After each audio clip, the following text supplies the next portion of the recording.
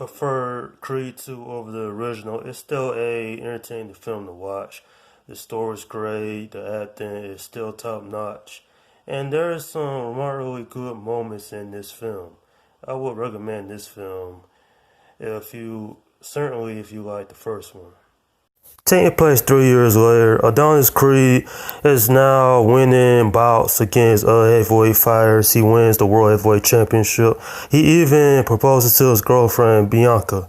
But things are not what they seem, and trouble arise when guess who's back? Ivan Drago, the villain or protagonist of the fourth film, returns. But this time it's his son that ends up boxing against Creed.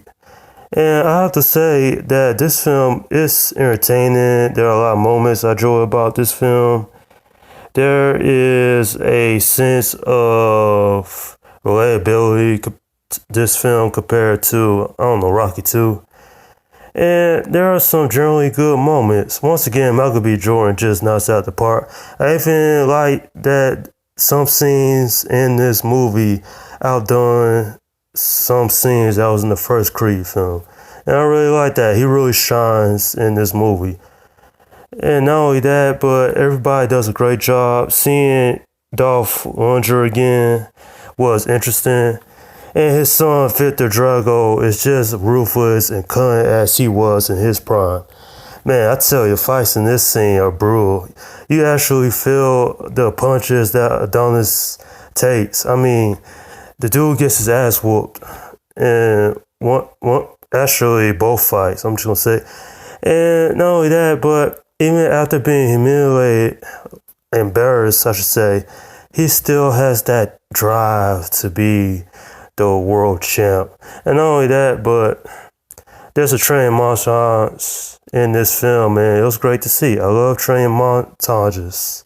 It's certainly an interesting matchup, isn't it? You have Adonis Creed, whose father was killed by the father of Victor Drago.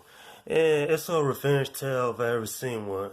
Of course, there's no killing in this film, but it's more like redemption. And for Adonis Creed, it's something big for him. His dad was killed by Ivan Drago, and his son is just equally as ruthless.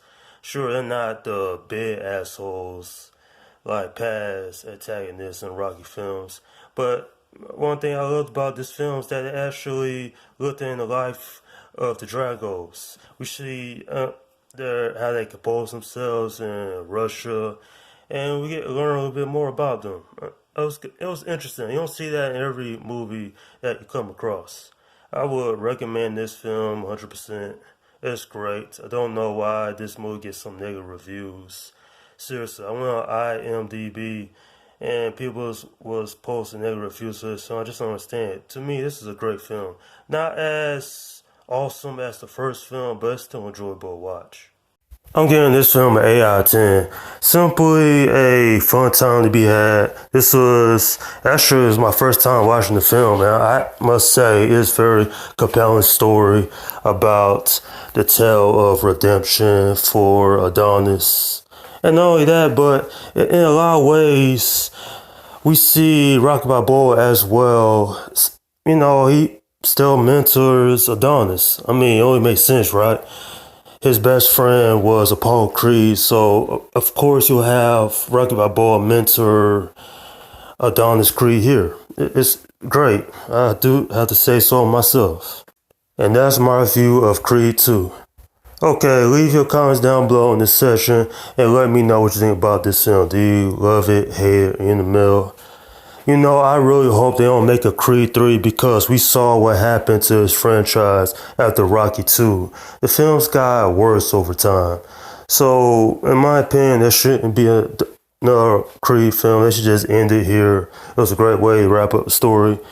And seriously, we don't need too many more films in the Rocky franchise. I would like them to end it here.